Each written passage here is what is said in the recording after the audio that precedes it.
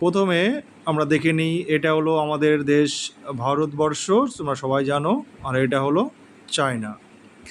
তা চীনের সঙ্গে প্রথমেই যেটা স্থলসীমানা করে সেটা হলো আমাদের লাদাখ, যেটাকে আমরা বলি ইউনিয়ন টেরিটরি।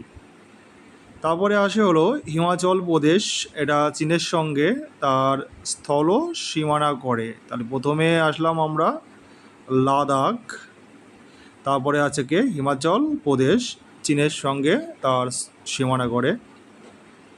তারপরে আছে উত্তরাখণ্ড, ভারতের উত্তরাখণ্ড রাজ্য চীনের সঙ্গে সীমানা করে। এরপরে যদি এদিকে আমি আসি, তাহলে এদিকে আমি দেখব হলো, এদিকে আছে হলো সিকিম।